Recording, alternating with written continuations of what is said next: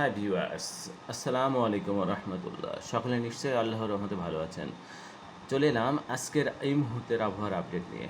চলুন আমরা উপগ্রহ রাডারের মাধ্যমে আমরা দেখি আবহাওয়ার বর্তমান অবস্থা। আসুন।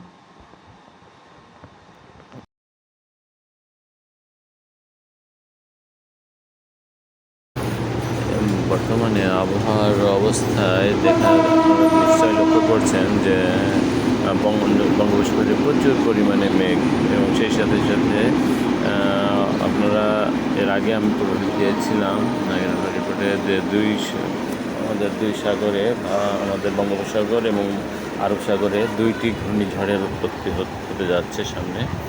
প্রথমেই আরব সাগরে হবে এবং পরবর্তীতে আমাদের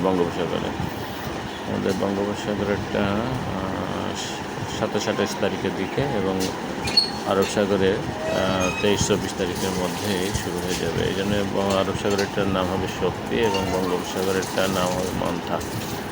তো সেই কারণেই দেখুন প্রচুর পরিমাণে মেঘের রয়েছে বঙ্গোপসাগরে, এবং এর ফলশ্রুতিতে বৃষ্টিও হচ্ছে।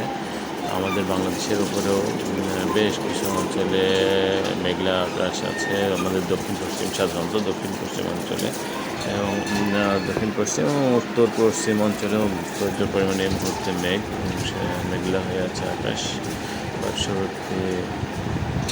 আমাদের পার্শ্ববর্তী রাষ্ট্র মালদা, এই অঞ্চলে কলকাতা, মালদা এইসব অঞ্চলে প্রচুর পরিমাণে মেঘ আছে। রংপুর অঞ্চলে এই মুহূর্তে বৃষ্টিও হচ্ছে, রংপুরে আমরা দেখতে পাচ্ছি। সেখানে আমরা দেখি যে 3 দিনের অবস্থাটা কি, বৃষ্টির পরিমাণটা কেমন। দেখুন আমাদের 12 ঘন্টায় আমাদের দক্ষিণ পশ্চিম অঞ্চলে খুব একটা নেই, কিন্তু যদি হয়ও তাও হঠাৎ করে মেঘ সৃষ্টি হয়ে বৃষ্টি হতে পারে। তাছাড়া আমাদের উত্তর পশ্চিম অঞ্চলে কিছু কিছু জায়গায় এলোমেলোভাবে বৃষ্টি হতে পারে। তাছাড়া আমাদের পুরো বাংলাদেশটা ক্লিয়ার আছে। তারপরে 24 ঘন্টার মধ্যে দেখা যাচ্ছে আমাদের উত্তর পূর্ব অঞ্চল এবং উত্তর পশ্চিম অঞ্চল সহ আমাদের কক্সবাজার এলাকায় প্রচুর পরিমাণে বৃষ্টি দেখা যাচ্ছে, এবং নেক্সট 3 দিনের সারা দেশে বৃষ্টি এবং ভারী বৃষ্টি হবে রংপুর এলাকায়। আমাদের অর্থাৎ সারা বাংলাদেশে বৃষ্টি, কিছু বৃষ্টির পরিমাণ বাড়বে হচ্ছে আপনার আমাদের উত্তর পশ্চিম এবং উত্তর পূর্ব অঞ্চলে। আর পঞ্চমীতে আরও ভারী বৃষ্টি দেখুন এইসব অঞ্চলে।